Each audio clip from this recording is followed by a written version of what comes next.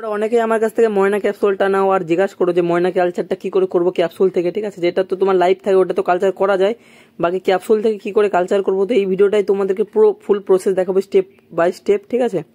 তো ফার্স্টে ভাই দেখতে পাচ্ছ যে আমি ক্যাপসুলটা আছে যেটা, সেটার মধ্যে থেকে যেই ডিমগুলো ছিল সেটা বার করে নিয়েছি একটা ছোট টাবের মধ্যে, ঠিক আছে। তোমরা ছোট মগ বা কোনো টাব জাতীয় জিনিসের মধ্যে নিলেই হবে, যে যার মধ্যে তোমার 1 লিটার জল বা হাফ লিটার জল আসবে, ঠিক আছে। দেন ওইটাকে একটু গুলে দিতে হবে, তারপর ওয়েট করতে হবে, ঠিক আছে। 36 ঘন্টা পরে হ্যাচ হয়ে যায়, 36 ঘন্টার আগেই হ্যাচ হয়ে যায়, বাকি সব হ্যাচ হয়ে যায় 36 ঘন্টা পরে, ঠিক আছে।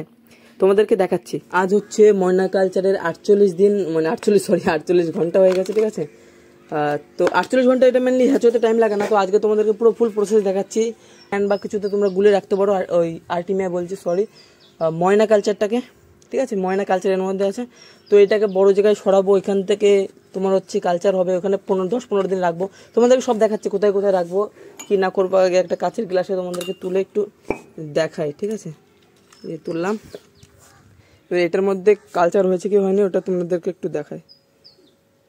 ওই যে পোকা ঘুরে বেড়াচ্ছে দেখেছো, এক কথা পোকা, প্রচুর পোকা আছে ভাই। ক্যামেরাতে ঠিকঠাক করে নিতে পারছি না, বাট আমি দেখেছি প্রচুর পোকা আছে। এই প্রচুর পোকা না থাকলেও 2-4টে পোকা থাকলেও না, ওটা প্রচুর ব্রিড করে, ঠিক আছে। তো এটার মধ্যে আছে, এটার মধ্যে আছে। এবারে তোমাদেরকে দেখাচ্ছি যে কোথায় দেব এই কালচারটাকে, কোন জায়গা সরাবো, ঠিক আছে। আর এটা হচ্ছে আজকের পার্সেল, 4টে পার্সেল যাচ্ছে আজকের, পার্সেল 4টে। আর এই ছোট বক্সটার মধ্যে, এটার মধ্যে রাখবো ময়না কালচার। আলমন্ড ডিপ দিয়ে রেখে দিয়েছিলাম, না দিলেও হয়, এমনি জাস্ট দিয়ে রেখেছি, ঠিক আছে। তো এটার মধ্যে কালচারটাকে দিয়ে দিই।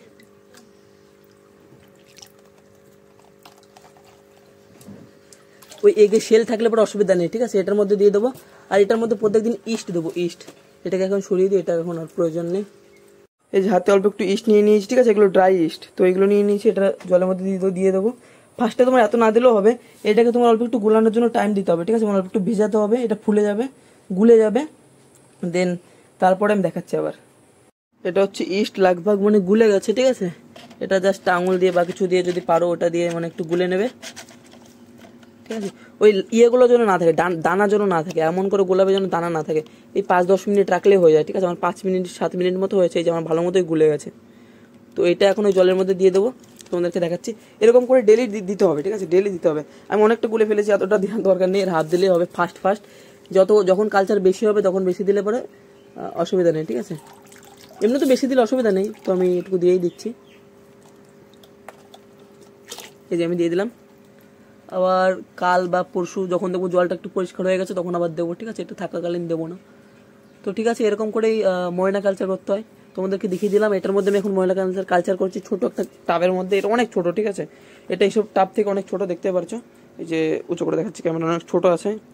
বাকি এখান থেকে পরে আমি ওরকম কোনো একটা বড় ফ্রিজ বাক্সে নিয়ে যাব। এখন তো অল্প অল্প কালচার, তার জন্য এখানে করলাম যাতে ভালো হয়, ঠিক আছে। ওরা খাবারটা ভালো পায় আর গ্রোথ ভালো হয়।